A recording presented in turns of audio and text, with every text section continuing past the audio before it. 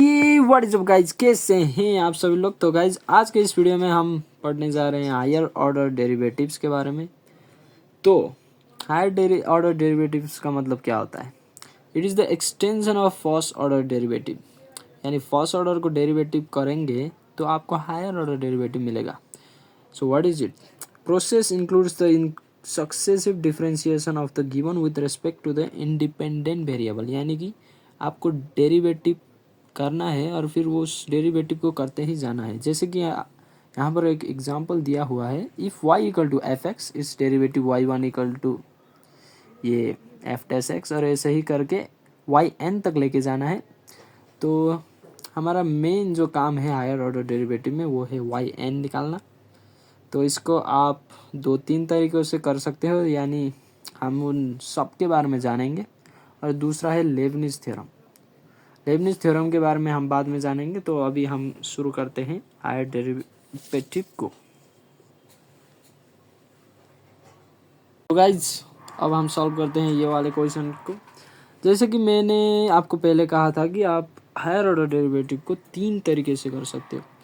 पहला है कि आप y1 y2 और उससे निकाल के आप yn तक का पैटर्न पता करके yn निकाल लो। और दूसरा जो होता है वो है पार्शियल फ्रैक्शन का, यानी आप कोई भी क्वेश्चन को पार्शियली उसको डिस्ट्रीब्यूट करके उसका yn भी निकाल सकते हो। और तीसरा है लेबनिज़ थ्योरम, जिससे आप आसानी से एक फार्मूले का यूज़ करके आप yn निकाल सकते हो। पर वो लेबनिज़ थ्योरम यूज़ करने के लिए कुछ स्पेशल कंडीशन होते हैं। तो पहले हम करते हैं इस क्वेश्चन को। जैसे कि आप देख सकते हो y equal to a minus B X to the power m।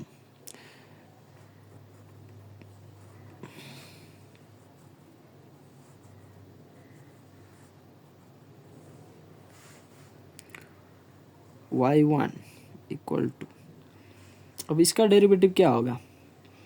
तो ये तो कुछ ऐसा हो गया, 3 minus 2x to the power, अगर 3 कर दे तो क्या होगा? 3 into 3 minus 2x to the power 3 minus 1 हो जाता है। और फिर उसके बाद हो जाता है ये 2x का कोफिशिएंट इंटू 2 माइनस 2 हो जाएगा इस केस में। तो ऐसा होता है। तो अब हम इसका निकाल लेते हैं, यानी m a minus P X to the power m minus 1 और मल्टीप्लाई बाय, और फिर इसको चेन रूल में लेके जाएंगे तो माइनस बी भी आ जाएगा, माइनस बी एक्स का डेरिवेटिव। और दूसरा जो हम निकालेंगे वो है y2, जो कि आ जाएगा वैसे ही करते हुए m minus 1 m minus B X, और फिर m माइनस 1 हो जाता है m माइनस 2, और यहाँ पर माइनस बी फिर से आ जाएगा। और ऐसे ही अगर हम y3 को भी निकाले तो वो भी ऐसा ही आ जाएगा। यानी यहाँ पर एक सिमिलर पैटर्न देखने को मिल रहा है आप सभी लोग को। तो अब हम आसानी से ये लिख सकते हैं कि yn का मतलब क्या होगा? -1 टू द पावर n और b to the power n, क्योंकि आप देख सकते हो कि y2 में 2 b हैं और -1 टू द पावर 2 है। और ऐसे ही यहाँ पर पैटर्न क्या है? m माइनस 1 m माइनस 2 करते करते ये कहाँ तक जा रहा है? ये जा रहा है m माइनस n प्लस 1। यानी आप देख सकते हो कि y2 में 1 तक है, y1 में 0 तक है। तो वैसे ही ये पैटर्न जा रहा है। और दूसरा है a minus B X to the power y minus m minus, यहाँ पर भी हो जाएगा n, क्योंकि y2 में ये 2 तक जा रहा है। तो यही इसका आंसर है। अब बढ़ते हैं इस दूसरे वाले क्वेश्चन में, जहाँ पर हमें क्वेश्चन ये दिया हुआ है। तो मैंने आपको कहा था कि yn आप 3 तरीके से निकाल सकते हो। तो इसको हम दूसरे वाले तरीके से करेंगे, यानी पार्शियल फ्रैक्शन वाले। तो इसमें हम क्या करेंगे कि लेट 1 बाई ये एक्स स्क्वायर प्लस 25 का मतलब क्या है, एक्स स्क्वायर प्लस 5 स्क्वायर है। और इसको अगर आप आई के टर्म में निकालोगे यानी, तो यहाँ पर आप माइनस लिख सकते हो, यानी एक्स स्क्वायर माइनस 5i का स्क्वायर, क्योंकि आई मतलब क्या है, आई मतलब है इमेजिनरी लाइन जिसका वैल्यू होता है -1, आई स्क्वायर का वैल्यू होता है -1। तो अगर आप इसको सॉल्व करोगे तो यही वाला एक्सप्रेशन आएगा, यानी आप इसको लिख सकते हो। तो अब आप क्या करोगे, इसको अगर आप खोल दोगे तो क्या होगा, 1 बाई एक्स माइनस 5i और x प्लस 5i। तो ये कैसे आया, ये आया है A square minus B square equal to A plus B A minus B वाले फार्मूले से। तो अब हम इसे करते हैं लेट, यानी let 1 by X minus 5i X plus 5i equal to A by X minus 5i और फिर b by x plus 5i।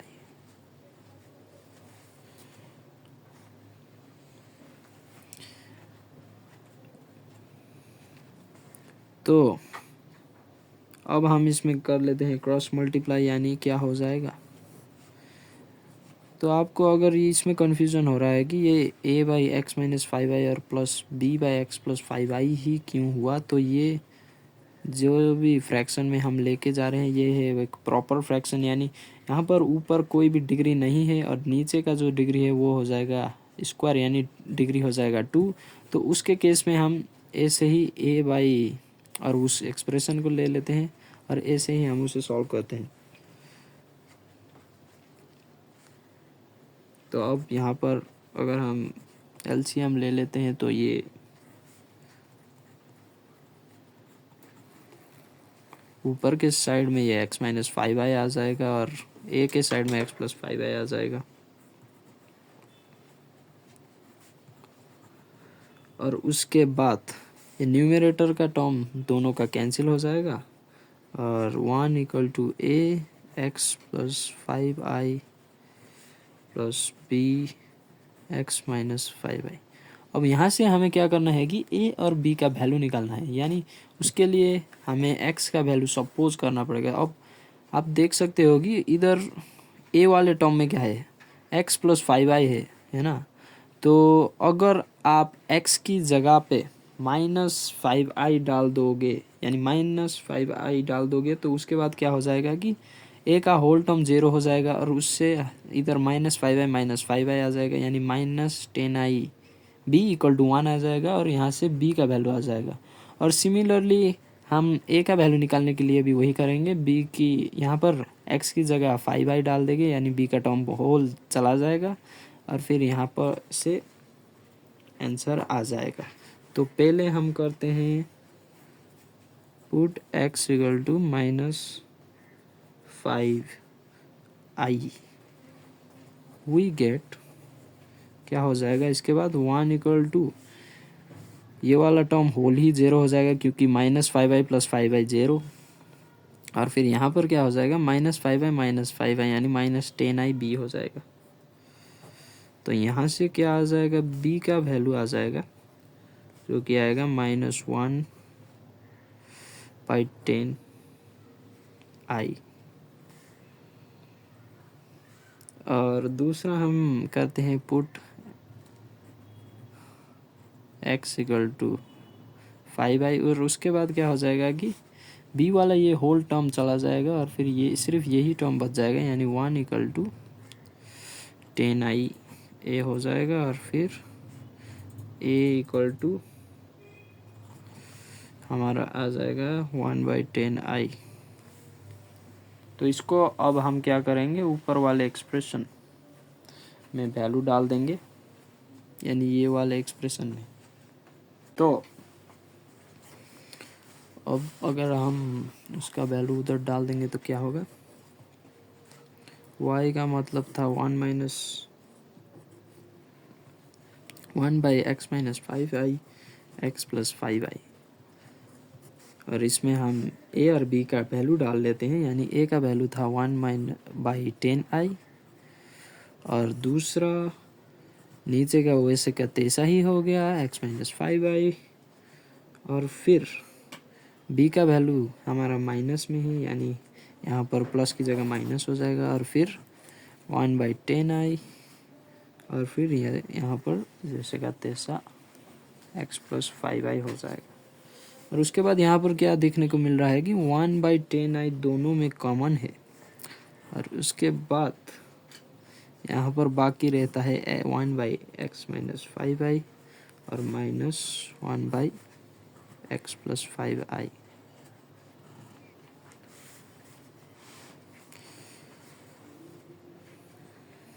अब हमें क्या करना है, ये तो y का वैल्यू आ गया, अब हमें yn निकालना है, यानी हमें इसका डेरिवेटिव करना पड़ेगा nth टर्म तक।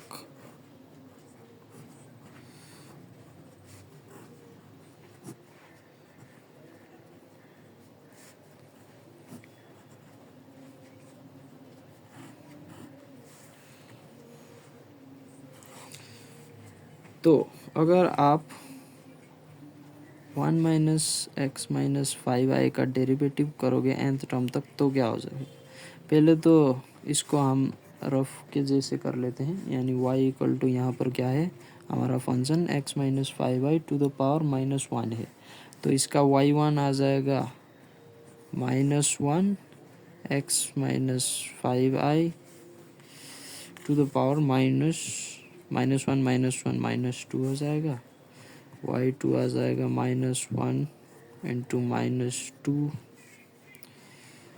और x-5i टू द पावर -3। तो इसका मतलब क्या हुआ कि हमारा yn का वैल्यू क्या आ जाएगा, -1 टू द पावर n। और अगर आप थर्ड वाला टर्म भी करोगे तो यहाँ पर क्या हो जाएगा 3 × 2, यानी वो क्या है 3 का फैक्टोरियल है, यानी ये फैक्टोरियल के टर्म में आ रहा है, यानी हम यहाँ पर लिखेंगे n फैक्टोरियल। और दूसरा जो आ रहा है वो है x-5i टू द पावर, अगर यहाँ पर y2 निकाल रहे हैं तो यहाँ पर 3 आ रहा है, यानी क्या है ये -n+1। तो इसको आप क्या करोगे yn = -1 to the power n factorial, और फिर इसको हम नीचे रख लेते हैं तो उससे क्या हो जाएगा n+1 हो जाएगा इसका। तो अब इसको हम यहाँ पर डाल देते हैं वैल्यू को, यानी 1-10i का डेरिवेटिव तो वही होएगा। और फिर 1/x-5i का y टू द पावर, यानी yn क्या आएगा -1 to the power n factorial. और फिर x-5i to the power n+1 आ जाएगा। और दूसरा जो इसका डेरिवेटिव आएगा वो है ये, और फिर x+5i, क्योंकि यहाँ पर प्लस है तो यहाँ पर प्लस ही हो जाएगा नीचे yn में भी, और बाकी का वैसे का तैसा ही हो जाएगा। और इसका मतलब क्या होगा, अब हम इसमें -1 टू द पावर n और n फैक्टोरियल /10i को कॉमन ले सकते हैं। और उसके बाद हम क्या करेंगे, इस x-5i को कॉमन लेंगे और फिर -n+1 -x+5i -n+1। तो यही है हमारा इसका आंसर। तो अब हम करते हैं ये सिंपल सा एक क्वेश्चन को, जिसमें हमें y = tan−1x का होल स्क्वायर दिया हुआ है और फिर हमें ये इसको प्रूव करना है। तो पहले हम क्या करते हैं कि गिवन को लिख लेते हैं y = tan−1x होल स्क्वायर, और फिर उसके बाद इसको हम कर लेते हैं डेरिवेटिव।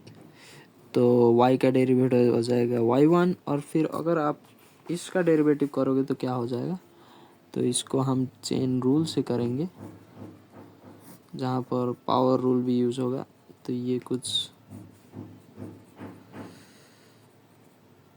ऐसा सा हो जाएगा। और उसके बाद यहाँ पर पावर रूल लगने के बाद 2 tan इनवर्स x हो जाएगा। और फिर यहाँ पर क्या होगा कि tan इनवर्स x का डेरिवेटिव हमारा होता है 1/1 + x²। तो यानी y1 क्या हुआ 2 tan inverse x by 1 + x²। तो ये हो गया हमारा डेरिवेटिव।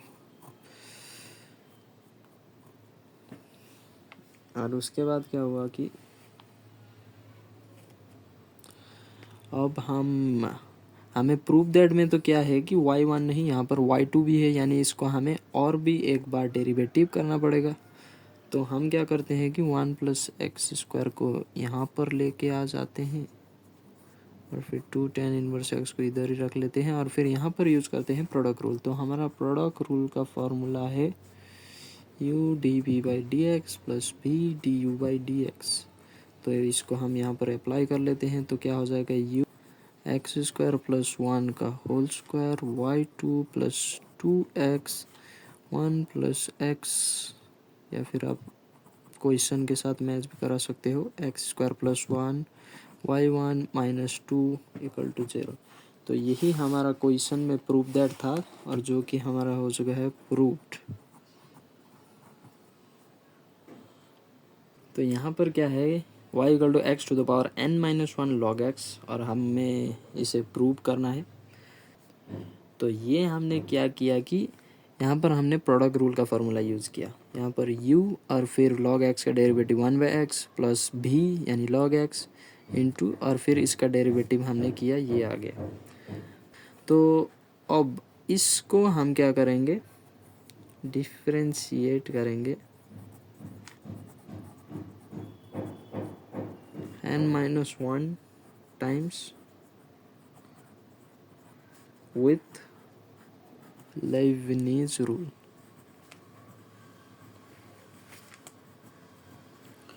तो हमारा लेibniz रूल में क्या है कि u इंटू वी वाले फॉर्म में, अगर v वाले फॉर्म को हम ऐसे रखेंगे कि वो कुछ देर के बाद यानी कुछ nth टाइम डेरिवेटिव करने के बाद 0 हो जाएगा, तो उसे हम लेibniz थ्योरम यूज़ करते हैं और इसका फार्मूला कुछ ऐसा सा है। तो अब हम इसे यहाँ पर अप्लाई कर लेते हैं। तो यहाँ पर क्या होगा कि इसको भी हम मान लेते हैं और इसको u हम मान लेते हैं और वैसे ही हम इसका डेरिवेटिव करते ही जाएंगे, यानी अब un भी हो जाएगा।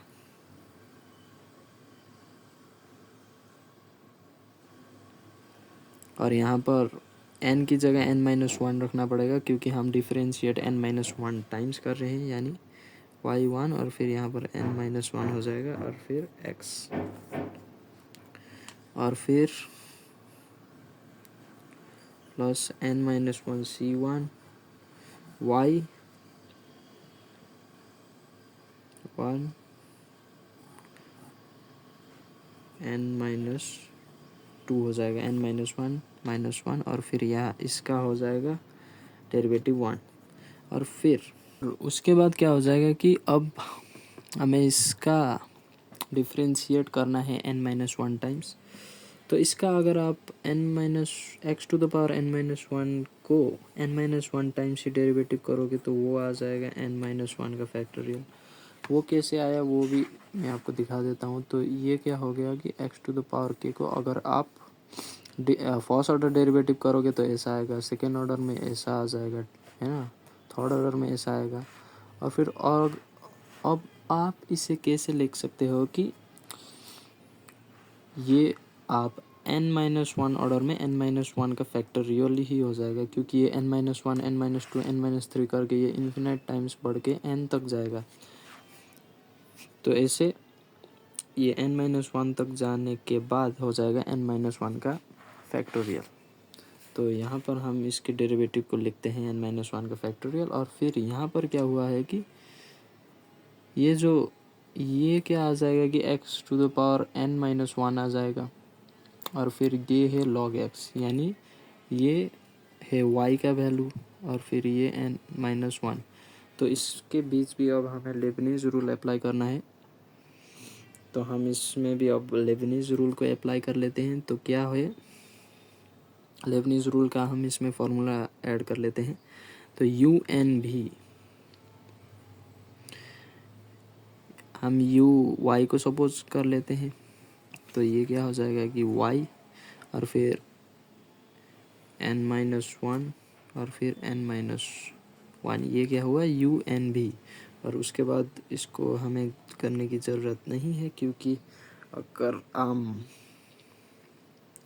इसको फिर से करेंगे तो इसका वैल्यू 0 ही आ जाएगा। तो और उसके बाद क्या हो जाएगा कि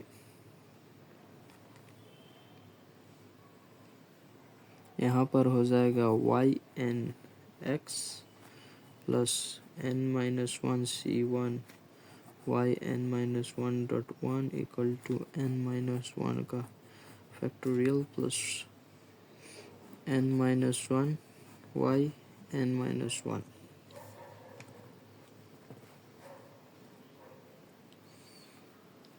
और इसके बाद एक्स वाई एन और फिर n-1 c1 हमारा आ जाएगा n-1 Y n-1 equal to n-1 का factorial plus n-1 Y n-1। तो यहाँ पर लेफ़्ट साइड और राइट साइड में दोनों ही सेम वैल्यू है, तो इसको हम हटा सकते हैं। और उसके बाद यहाँ पर आ जाएगा X Y N equal to n-1 factorial, जो कि हमारा प्रूव्ड हो चुका है। तो अब हम सॉल्व करेंगे इस प्रॉब्लम को। यहाँ पर भी क्या है कि हमें प्रूव करना है इन दोनों को। तो आप देख सकते हो कि पहले वाले क्वेश्चन में y2 y1 और फिर y वाला टर्म है, यानी इसमें आपको nth ऑर्डर डेरिवेटिव करना नहीं पड़ेगा। यहाँ पर आपको सिर्फ फर्स्ट ऑर्डर डेरिवेटिव और सेकेंड ऑर्डर डेरिवेटिव करके ही आपका ये प्रूव हो जाएगा। और जो कि सेकेंड वाला प्रूव दैट है, उसमें यहाँ पर आपको क्या देखने को मिल रहा है कि yn+2 yn+1 और फिर yn, यानी इसको आपको nth ऑर्डर डेरिवेटिव तक लेके जाना पड़ेगा, यानी यहाँ पर आपको लेबनीज़ रूल का यूज़ करना पड़ेगा। तो फर्स्ट ऑर्डर डेरिवेटिव निकाल लेते हैं, जो कि आ जाएगा कुछ ऐसा सा। इसमें यहाँ पर हम पावर रूल और फिर चेन रूल दोनों को ही यूज़ कर रहे हैं।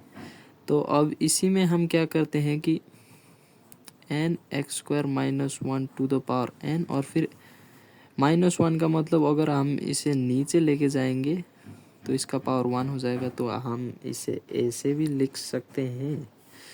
तो इसे अब हम x² -1 y1 equal to 2nx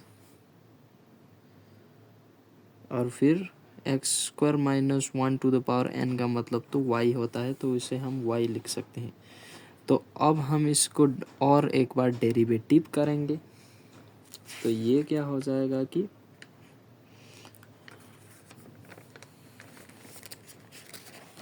अगर हम इसमें प्रोडक्ट रूल यूज़ करेंगे तो भी u, पहले हम u को लिख लेते हैं, u dv/dx यानी y1 का डेरिवेटिव y2 और फिर प्लस भी du/dx यानी इसका डेरिवेटिव हो जाएगा 2x। और अब हम यहाँ पर भी वैसे ही डेरिवेटिव कर लेते हैं। तो ये क्या हो जाएगा कि x और फिर y का डेरिवेटिव हो जाएगा y1 प्लस y और फिर x का डेरिवेटिव हो जाएगा 1। तो ये कुछ ऐसा सा हो जाएगा। तो अब हम इसे एक ही साइड में लेके आते हैं।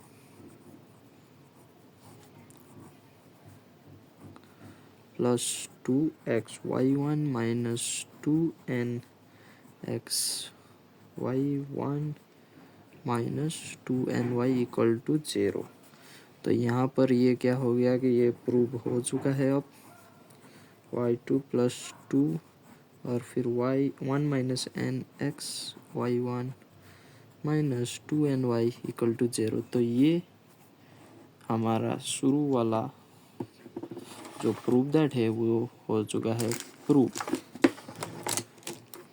तो अब हम करते हैं, बढ़ते हैं इस सेकेंड वाले प्रूफ दैट में। तो सेकेंड वाले प्रूफ दैट में हम क्या करेंगे,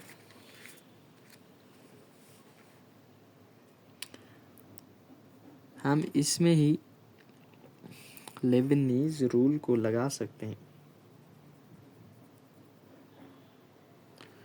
नाउ क्या होगा कि इसको हम लेबनीज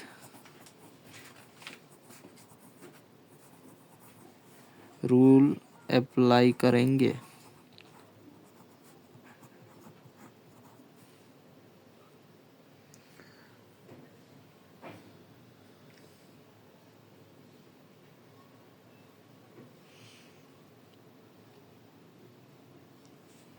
तो हम लेबनीज रूल को यहाँ पर अप्लाई कर लेते हैं, और वो हम किस में करेंगे, इस इक्वेशन को हम इक्वेशन 1 मान लेते हैं, और फिर वहाँ पर हम लेबनीज रूल को एक्सप्लेन यानी अप्लाई कर लेते हैं nth टाइम, है ना। तो इससे क्या होगा, अब ये हो जाएगा हमारा भी, क्योंकि ये कुछ टाइम कुछ डेरिवेटिव करने के बाद वो गायब हो जाएगा, और ये हो जाएगा u, और यहाँ पर x हो जाएगा भी, और फिर y1 हो जाएगा u, यहाँ पर भी वैसा ही होगा, x हो जाएगा भी, y1 हो जाएगा भी u, और वैसे ही y का डेरिवेटिव y1 ऐसे ही हो ही जाएगा। तो अब हम क्या करेंगे, लेबनीज रूल का फॉर्मूला यूज़ करेंगे। तो u n भी प्लस, और यहाँ पर आ जाएगा NC1 u n-1 b1 जो कि है 2x, और फिर NC2 u n-2, और फिर b2 हो जाएगा हमारा 2, और उसके बाद अगर हम इसे और डेरिवेटिव करेंगे यानी और लेबनीज रूल अप्लाई करेंगे तो वो आ जाएगा 0, तो उसको हम नहीं लिखेंगे। अब हम करते हैं इस 2xy1 को लेबनीज रूल अप्लाई, यानी क्या हो जाएगा कि 2 और फिर un भी प्लस un भी प्लस nc1, और फिर un-1 v1 जो कि हो जाएगा 2, और इसको भी अगर हम और करेंगे तो 0 आ जाएगा। तो अब हम करते हैं इस दूसरे वाले टर्म को लेबनीज रूल अप्लाई, यहाँ पर भी सेम ही हो जाएगा, u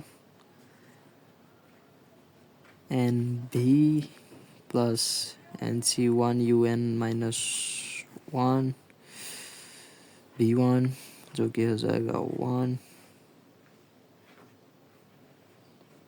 और यहाँ पर 2n और फिर y का डेरिवेटिव y1 nth टाइम करने के बाद क्या हो जाएगा, yn हो जाएगा इक्वल टू 0। तो इसको अब हम ओपन कर लेते हैं y, ये हो जाएगा 2 को nth टाइम डेरिवेटिव करने के बाद n+2 x² - 1 प्लस nc1 हो जाएगा हमारा n, और फिर ये हो जाएगा y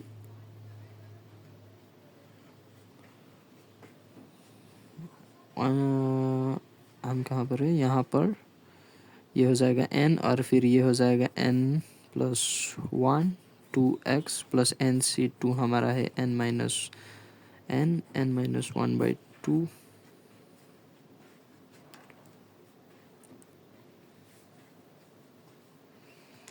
और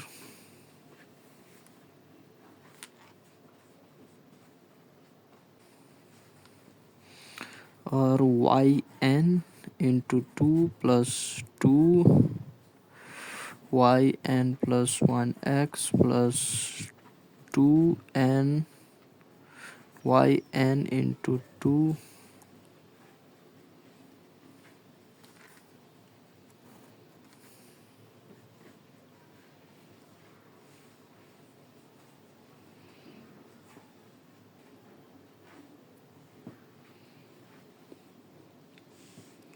हो सॉरी, यहाँ पर 2 नहीं होगा क्योंकि हमने 2 को पहले ही कॉमन ले लिया है। तो अब यहाँ पर क्या होगा, -2n y n+1 into x plus n y n और फिर -2n y n = 0।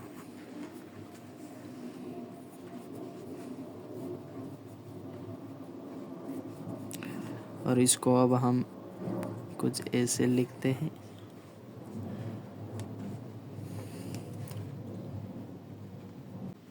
यहाँ पर अब हम एलिमिनेट करके चलते हैं, ये 2 और ये 2 को हम कैंसिल कर लेते हैं।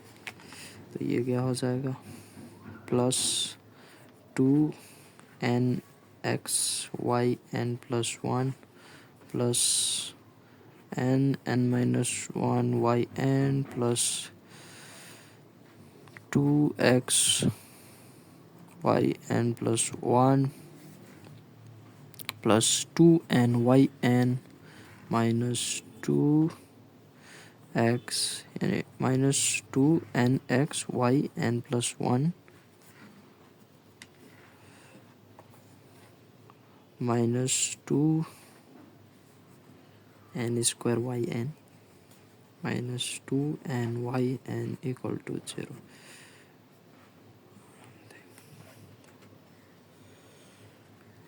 यहाँ पर ये n तो नहीं होना चाहिए था।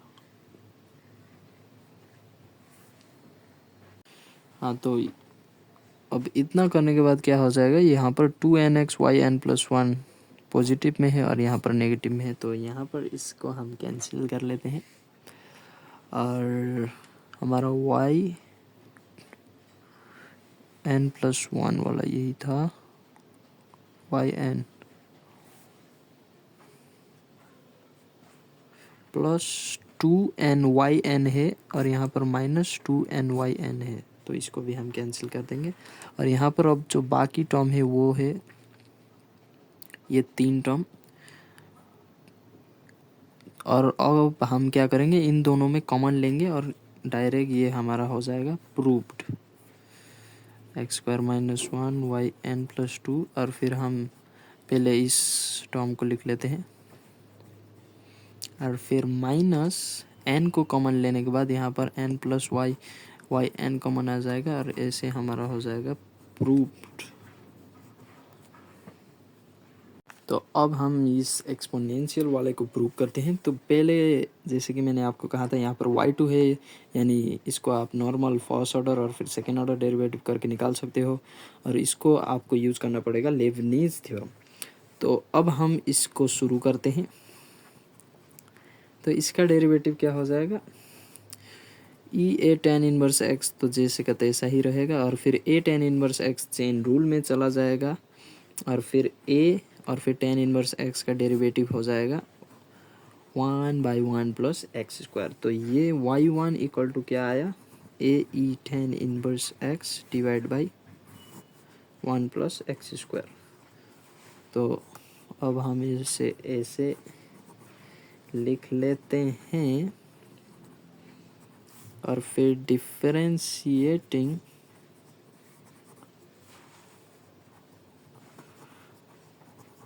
With respect to x। तो ये क्या हो जाएगा, u dv/dx यानी प्रोडक्ट रूल का फॉर्मूला यहाँ पर यूज़ कर लेते हैं और फिर 2xy1 हो जाएगा और फिर a और फिर ये e⁻, यहाँ पर a भी होगा।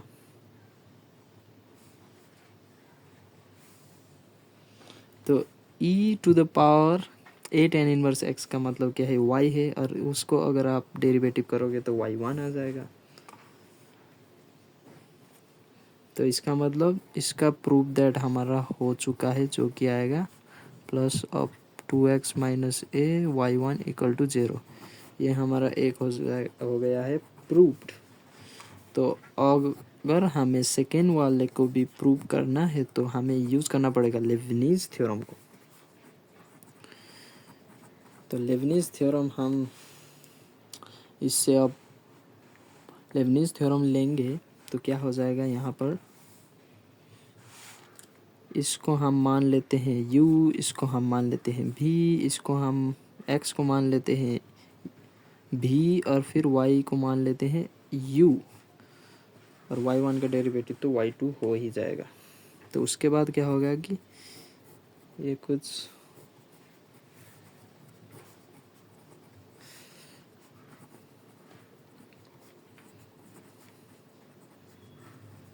तो ये हो गया 1 + x² इंटू y2 का लेबनिज़ थ्योरम। और इसके बाद अब हम करते हैं 2xy1 का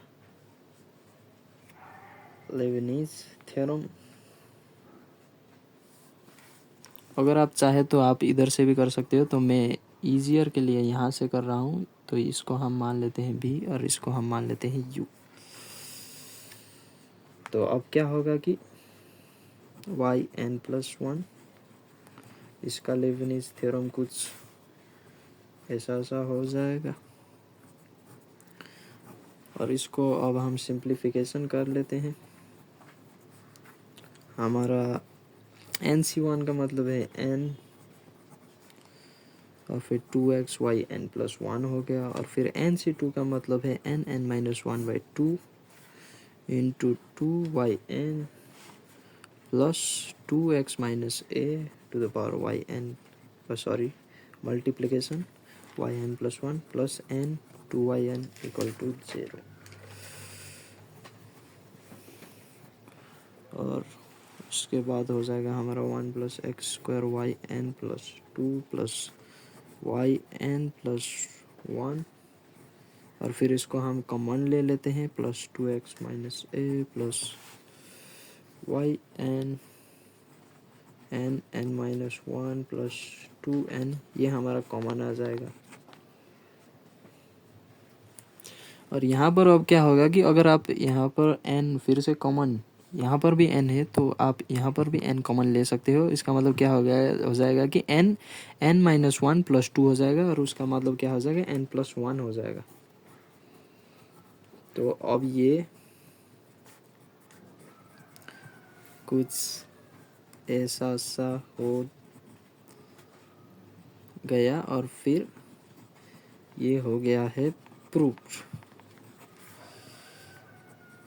तो गाइस लेबनिज़ थ्योरम से आपको ऐसे ही प्रूफ दैट वाले क्वेश्चन या फिर फाइंड yn वाले क्वेश्चन ही आएंगे। तो आप इतने करने के बाद आप कोई भी क्वेश्चन आसानी से कर सकते हो। तो गाइस अभी के लिए इतना ही।